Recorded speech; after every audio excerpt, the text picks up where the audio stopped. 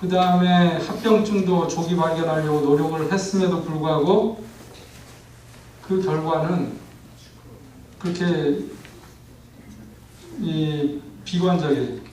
시간이 가면 결국은 합병증은 계속 발생되고 결국 당뇨 환자의 80%가 심장마비나 뇌졸중으로 사망하고 평균 수명은 5년에서 10년, 7, 8년 평균 수명이 단축이 된다. 자, 그러면 내가 지금 당뇨다. 그럼 나는 지금 괜찮아. 아까 그 청년처럼 그렇게 할 게 아니라 당뇨를 나아야 됩니다. 내가 혈당 관리를 잘하겠다. 이런 소극적인 자세로 가시면 여기에 속하게 되는 거예요. 그럼 과연 왜 그렇게 현대의학에서 어마어마한 연구를 하고 치료를 해도 당뇨가 치료가 안 되나? 그래서 결국은 그럼 당뇨의 원인은 딴 데 또 있지 않은가라는 생각을 하게 된 겁니다. 그래서 시간이 지금 마지막을 향해서 치닫고 있지만 이제부터 중요한 슬라이드가 10장이 남았어요. 그래서 치료가 아니라 치유, 당뇨를 낫기 위해서는 뭐가 중요한가? 그렇다면 운동, 음식, 그리고 또 뭐가 과연 치료에 필요한 걸까? 라는 걸 알아보려는 논문들이 자꾸 나오는데 이건 타이완에서 최근에 발표된 논문. 당뇨 환자들이 좋아지는 사람들은 자기 바디 이미지, 자기 몸에 대한 바디 이미지.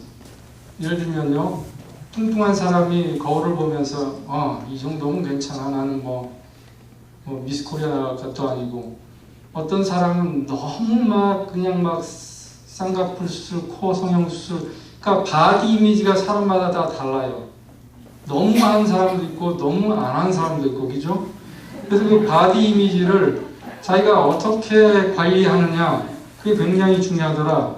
그래서 그게 바로 결국은 건강 습관에 지대한 영향을 미치고 그게 당뇨 환자의 예후를 좌지우지하더라라는 논문입니다.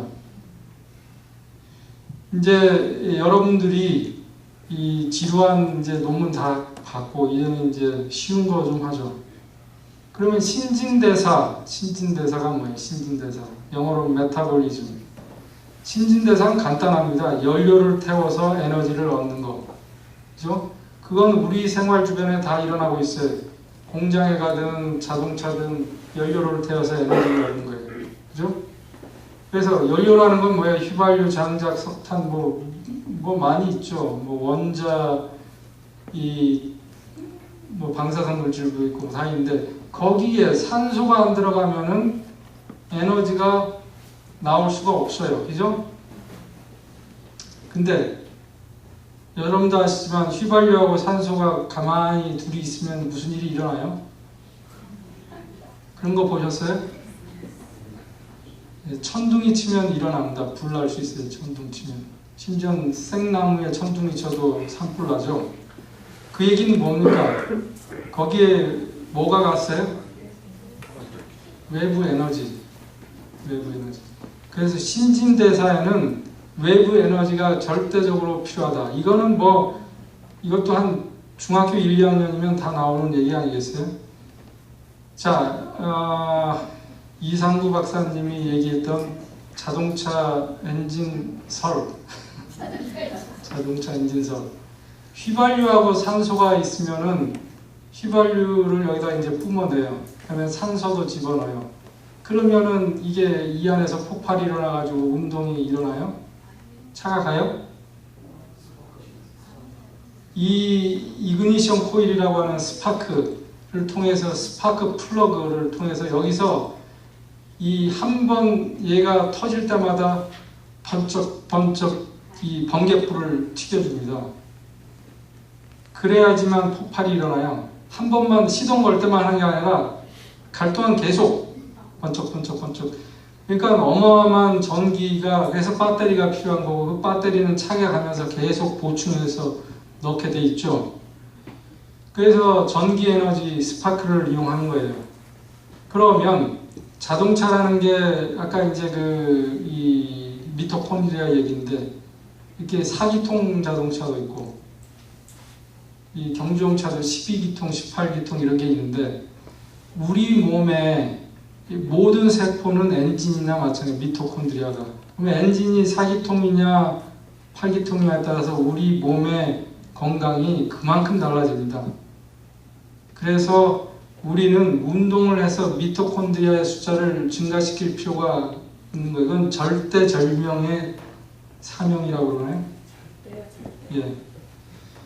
그럼 이제 이 원리를 여러분들이 잘 이해하셨으니까 사람한테 한번 적용을 해보죠.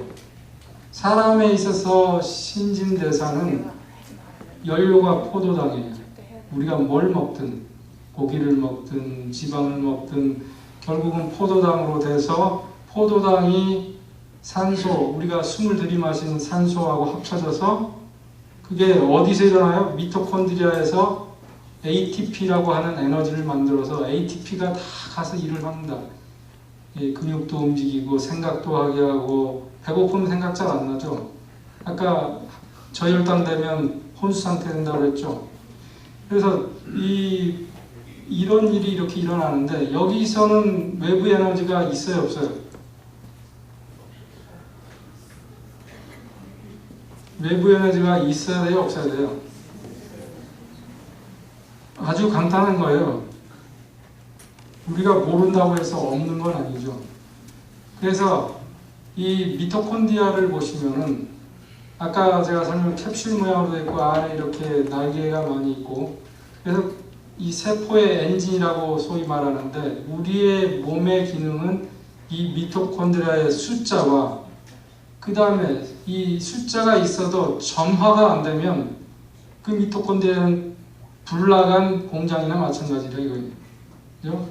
점화 플러그가 없는 배터리가 나간 자동차나 마찬가지예요. 그러면 뭐 서 있을 수밖에 없잖아요. 그래서 우리 몸에 특히 당뇨와 결부돼서 우리 몸에는 뭔가 외부 에너지가 필요할 것이다 라는 게 확실한 추측이에요. 확실한 추측. 그러면 이제 좀 더 단계를 낮춰서 광합성. 이 광합성의 원리를 아시죠? 뿌리에서 올라온 물하고 잎새기에서 이제 흡수한 이산화탄소가 있으면 태양이 있을 때 포도당이 되고 산소가 된다. 그래서 포도당이 녹말로 돼서 채관을 타고 가서 열매도 만들고 꽃도 만들고 뭐 여러 가지 일을 하겠죠. 여기서 저 태양이 하는 일이 뭐예요? 외부 에너지입니다. 근데 저 외부 에너지가 이 에너지 불변의 원칙에 의하면 분명히 들어왔어요. 근데 여기에는 그 흔적이 없어요. 그 에너지가 어디로 간 거예요? 그래서 현대 그 과학의 논리가 굉장히 설이 많고 현대까지 알려진 정립된 설들이 아주 굵직굵직한 게 있어도 이런 걸 해결할 방법이 없죠. 단순히 이산화탄소, 물 분자 6개씩만 갖다 합치면은 거기서 포도당 6개하고 산소가 나와야 되는데 저거를 햇볕을 쬐면 저렇게 돼야 되잖아요. 실험실에서 그렇게 만든 사람이 있어요? 그걸 만들 수 있으면 아마 이 세상의 갑부가 되겠죠. 얼마나 쉬운 일이에요. 돈 하나도 안 드는 CO2하고 물만 가지고 예? 이 글루코스를 만들고 거기다 산소까지 만들 수 있다면 그래서 결국은 우리가 모른다고 해서 없는 게 아니에요. 그 에너지가 분명히 있는데 그 에너지가 어디로 갔는지 없지만 이런 화학작용이 일어나게끔 해주는 거예요. 그 스파크처럼 이 자동차에. 그래서 여러분들은 그 에너지가 있다는 사실을 인정 안 하실 수가 없어요. 그래서 좀 더 자세히 들어가면 세포, 즉 이 그 광합성을 하는 식물 세포 하나하나를 보면 그런 작용이 어디서 일어나요? 미토콘드리아에서 일어나요. 물하고 CO2하고 합쳐져서 에너지가 오면은 여기서 이 녹말하고 산소가 만들어진다. 이거와 똑같이 대칭되는 게 사람을 포함해서 애니멀 세포들인데 여기에서는 에너지가 없어요. 이 모식도에서 보면 저거는 에너지가 분명히 있어서 이렇게 생긴 걸 우리가 알면서 이거는 에너지가 있다는 거를 우리는 몰라요. 왜냐하면 에너지 불편의 법칙으로 해결이 안 되니까. 에너지가 분명히 있어야 된다는 건 아는데 우리가 규명을 못하니까 없는 걸로 치는 거죠. 그렇지만 누가 봐도 똑같은 일이 일어난다면은 화학작용이 일어날 때는 에너지가 있지 않고는 이 슈가를 옥시젠이 있다고 불이 납니까? 하다못해 성냥이라도 거대야지 불이 붙죠. 장작에 아무리 부채질해도 산소를 공급해도 불이 나요? 거기에 뭔가 불을 붙여줘야죠. 그래서 그런 외부 에너지는 우리 몸 모든 세포에도 필요하다는 겁니다. 그래서 제가 그거를 여러분들한테 증명해 드릴 방법이 없어요. 그러니까 어제, 그제 이거를 여기서 딱 막힌 거예요, 이제. 그럼 여기서 끝내야 되는가? 그래서 고민을 하다가 옛날에 읽었던 톨스토이의 사람은 무엇으로 사는가?